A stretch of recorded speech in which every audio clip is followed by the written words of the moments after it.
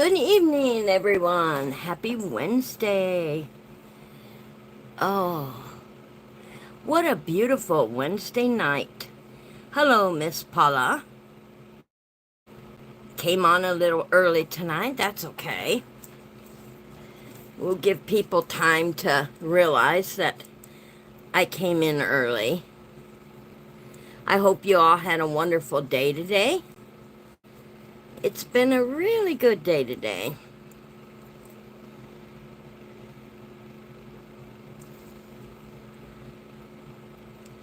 And I hope you all have had a good day also. Oh, good. Paula, you've had a wonderful day too. Good. Nice. Love when we have good days. It's even good when we have bad days. We just have to know how to handle it, right? Yes, we are doing chapter 25 and 26 tonight. And I want to wait a minute because I don't want the ones that come in faithfully to miss the prayer for tonight. I have that right here. Tonight's prayer. Get that ready.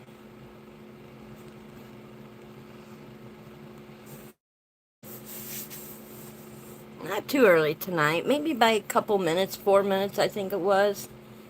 I'm real excited to get into chapter 5. It's from what we got to learn in the sneak peek, is going to Mrs. Reed's house, and I hope y'all remember who Mrs. Reed is. Excited to see what's going to happen in this chapter between Libby and Mrs. Reed. I can't wait. So we kind of know this chapter is leading into that. All right, we're going to get started. And tonight's prayer is, commit to the Lord whatever you do, and your plans will succeed. Proverbs 16:3. Commit to the Lord whatever you do, and your plans will succeed. Proverbs 16:3. Excellent. I love that. Now that would be something to think about when you go to sleep tonight. All right, let's get into chapter 25. Libby had the home of Mrs. Martha Reed several times while she was working at Bernhardt, Smith, and Crandall. The mansion, and really, that was the only word to never failed to impress her. As the large wrought iron gate, security gate, slowly opened to allow her passage, Libby sucked in her breath and whispered a silent prayer. A great deal hung on this meeting. While she was prepared to present herself to Mrs. Reed, Libby couldn't help thinking about her morning with Ava. She was determined to do what she could to help the girl, but her options were few. The housekeeper answered the door, and although she admitted Libby to the house any number of times, she gave no indication that she recognized her. "Hello, Alice," Libby said. Alice cracked a smile. "You again, Miss Morgan." "You too." Libby stepped into the huge foyer. A round mahogany table with a dazzling floral arrangement rested in the center, and crystal chandelier hung overhead, and glass sparkling in the sunlight. "Mrs. Reed is in the library," Alice told her. "I know the way," Libby assured the other woman. It didn't matter. Alice led her to the room, opened the massive pocket doors, and announced her. "Miss Morgan to see you." "Libby!" Miss Reed held out her hand without getting up. Although she was in her 80s, Martha Reed remained a striking woman. She wore her thick white hair in a bun at the base of her head. Libby had never seen her in anything but a dress. In fact, she couldn't remember ever seeing the older woman unstylish.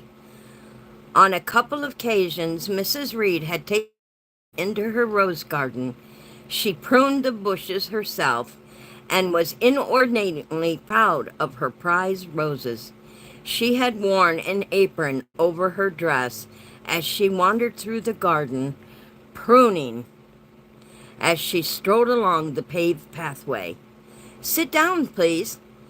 "Thank you." Libby took the wingback chair next to the family matriarch. Her husband, Bernard Reed, had died nearly 20 years ago. He devised some small part that revolutionized the airplane engine and had been handsomely rewarded for his invention. "I've asked Alice to bring us tea." "Oh, that would be lovely." Past experience taught Libby that Mrs. Reed preferred to chat before discussing business. Libby guessed that Ben Holmes had been all business from the moment he walked in the door. Big mistake. Alice rolled in an elaborate cart and poured them each a cup of steaming Earl Grey. She didn't need to ask how Libby liked her tea.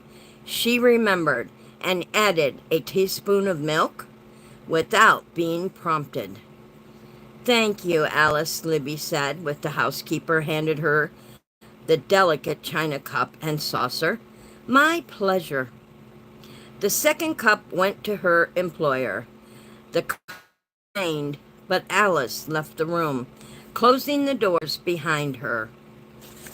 The library was an impressive room. Floor-to-ceiling cherry wood shelves were filled with thousands of volumes. Some were valuable collector's items. Mrs. Reed had an impressive array of autographed books. Libby had held a copy of Uncle Tom's Cabin and seen Harriet Beecher Stowe's signature for herself. Mark Twain's signature was penned in The Innocents Abroad, and Ernest Hemingway had autographed The Old Man and the Sea.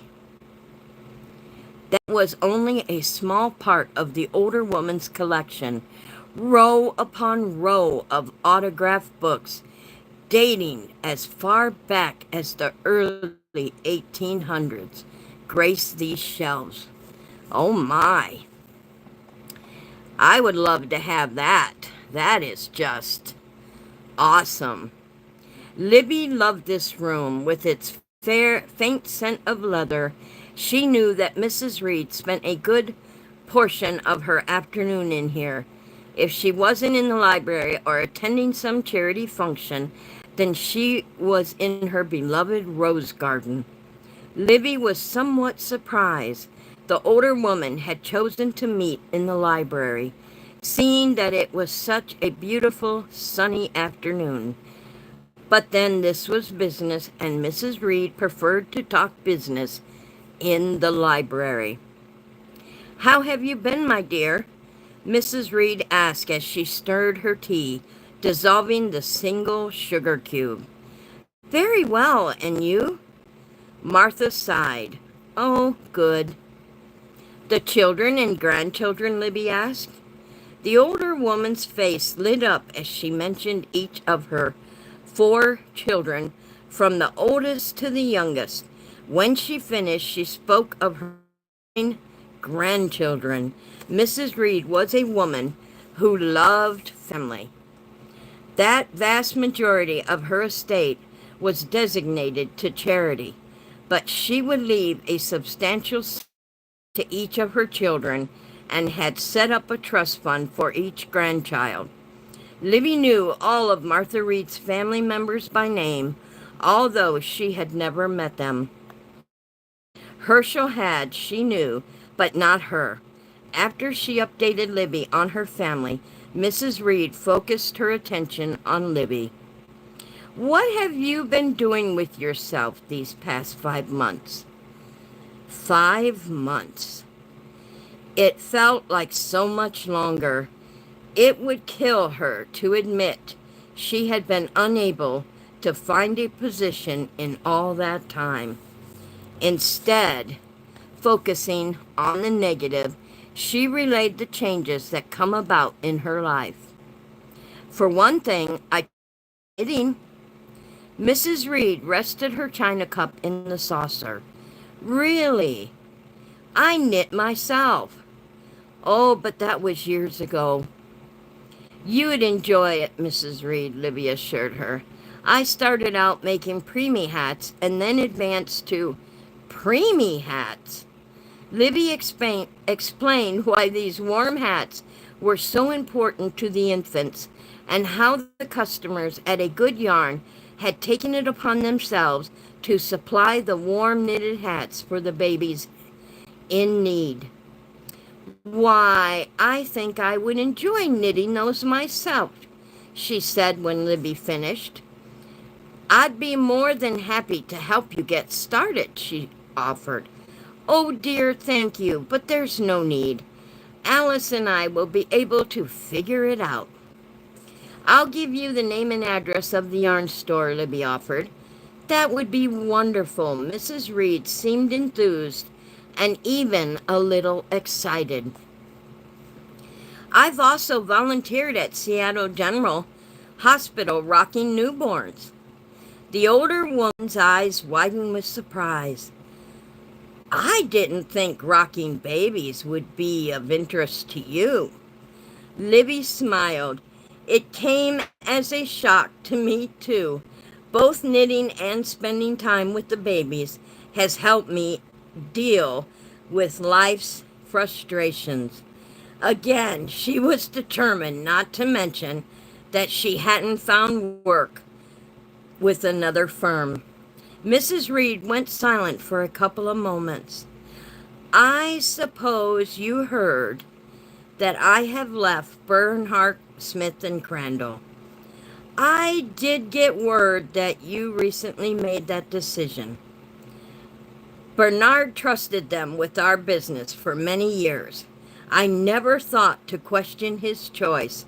My husband was an astute businessman, and Herschel was most helpful following Bernard's death. Libby responded with a simple nod of acknowledgement. But lately, I've grown displeased. She pinched her lips together for an instant before she continued. I can't tolerate that young man Herschel assigned to my account. Ben is a gifted attorney. Libby felt obligated to defend her former colleague, but he's rude and ignorant and always in a dreadful rush. He told me he didn't have time for tea. I hardly had a chance to tell Alice not to bother before he pulled out my file, talking business. He might not want tea, but I prefer it when discussing the details. I found him to be most unpleasant. Recognized that to Mrs. Reed, business was a delicate issue and should be dealt with in a leisurely manner. I apologize for Ben, Libby said, although she knew Herschel had probably already offered his own regrets. He's young and ambitious. Herschel said as much the same thing and assigned me some other attorney. Oh dear, I've forgotten the name now. And something like that. Jake Amber? Libby guessed. She couldn't think of anyone else Martha might mean. That's it, she said, and sounded relieved. But it was the same thing. Oh, he had tea with me, but I could see he didn't. Everyone is always in such a rush these days. Why, I can remember the time back in the mid-70s when our son, she paused and shook her head. You don't want the ramblings of an old woman. Libby immediately recognized this as a small test to see if she had changed from the attorney and woman she once was. On the contrary, Libby said, and settled against the back of the comfortable chair. I'd like nothing for you to tell me about your son. Was it Paul or Wade? Paul. Oh, he's our youngest. You know, was such a rascal. He, too, was always in such a rush. Libby relaxed and let the older woman talk, and Martha Reed was proud of her family, and it showed. Libby found the sound of her voice comfortable in a soothing sort of way. She had never known maternal grandparents. They had died when she was young. Her father's parents had lived in Texas, and Libby saw them only sporadically through the years. They both died when she was in her early 20s, and while she still had an aunt and two uncles, they weren't part of her life. Libby mailed them each a Christmas card every year, but that was the extent of their contact. What she loved about Mrs. Reed was the close connection she maintained with each of her children and grandchildren. How Libby envied that. Herschel had told her she needed a life. What Libby realized now, that she needed family, needed that connection that came from being a part of a whole. In the months since she had been let go, she started building one. Not a traditional family, perhaps, but a family of the heart. She was closest to Robin, but there was Lydia and Sharon and Ava. Libby had hoped Philip might become one also. A halt to the line of thinking. A sadness settled over her. Oh, how she missed him. Mrs. Reed spoke eminently for several minutes, and Libby listened attentively, laughing now and again. I hope your children and grandchildren realize how fortunate they are to have you, Libby said, and meant it sincerely. Mrs. Reed smiled. Oh, you flatter me. I value family. As you may remember, I lost my own mother when I was barely a teenager. Her thoughts drifted to Ava, and her heart clenched. Well, Libby would never replace the mother Ava had lost. She fully intended to be a friend and mentor to the young teen. You still miss her, don't you, dear? Oh, yes, but Libby hesitated before speaking, wondering if it was doing the right thing by even mentioning Ava. This morning, I went to visit a young teen girl at the yarn store. She's 13 and living with her mother, and she's pregnant. Mrs. Reed gasped. Pregnant? Libby nodded. Her biggest fear is what will happen when her grandmother finds out. She hasn't seen a doctor yet. How far along is she? We don't know. Possibly as much as 8 months. Mrs. Reed shook her head as Libby relayed a few more of the details, being careful to say names. This girl is lucky to have you helping her. You have used this time away from the firm wisely, Martha said after a few moments. I'm proud of you, Libby. Very, very proud. Emotion swept over Libby, and a lump formed in her throat, and the words of praise from this wonderful woman who had given so much love to her family. They chatted for a few minutes more before Mrs. Reed announced, It's time we got to the matter at hand, my dear. Now tell me what you have in mind. Libby reached for her briefcase and brought out her notes. She had to work from memory as the files remained with the firm, but she had a good recollection of where they had left off in the estate planning. She wasn't presumptuous enough to assume she would manage the entire amount, but Martha would be willing to allow her to take over everything that she had handled previously. She also made several recommendations and suggestions for more moving forward. When she finished, she realized she had probably said too much. These are all very complicated legal anglings. They are, Libby agreed. The thing is, you don't need to understand it all, but I feel obligated to explain it as the best as I can. I want you to see what will happen in the future to the funds you leave behind. That's why I would hire you. Exactly. Libby sincerely hoped the older woman would consider bringing this aspect of her business to Libby. Martha set her empty teacup aside. As you can imagine, there are a number of law firms vying for my full account. Libby suspected there would be. Herschel had been in contact several times himself, looking to mend fences, but I hear it's too late for that. I told him before that young man suit me, but he refused to listen. I went as far as to request that you be reinstated to the firm. Herschel said he'd like nothing better himself, but the matter was out of his hands. Libby counted Herschel as both mentor and friend and suspected he had been outvoted by the other partners. Naturally, my indication is to continue with you, Mrs. Reed murmured thoughtfully. Libby sat up straight. I can assure you that you would be my most important client. I would give you my undivided attention.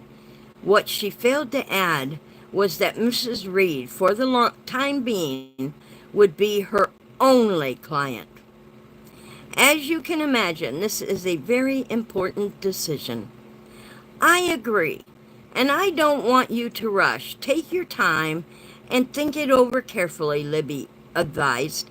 Bottom line is, she wanted only what was best for the older woman and her family.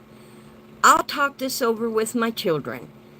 You have one advantage, but I do have to tell you, Libby, that the fact that you're a sole practitioner isn't in your favor. All the others competing for my business are large firms with support staff and resources.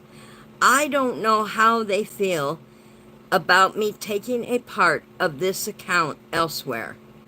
Libby had no argument, but no other attorney will care about you as much as I do. I realize that, my dear. She stifled a yawn, and Libby realized it was time for her to go. Reaching for her briefcase, she inserted the legal pad with her notes. Thank you for seeing me again, Mrs. Reed. It was a delight. For me, too. As if by magic, Alice appeared. Alice will show you out. Libby stood holding on the briefcase with both hands, smiled down at the older woman. Everything rested with Martha Reed now. Libby had made her case, and now all she could do was wait. I'll be giving you a call soon, the older woman promised. This way, Miss Morgan, Alice said, with mention towards the door. Libby left the house and reached inside her purse to turn her cell back on and realized she had 3 messages, 2 of which had come from Robin. She hadn't talked to Robin since Saturday. She immediately pushed the that would connect her to her friend's cell. As she walked down the steps to her car, she pressed the phone to her ear. She hoped she would catch Robin out of court.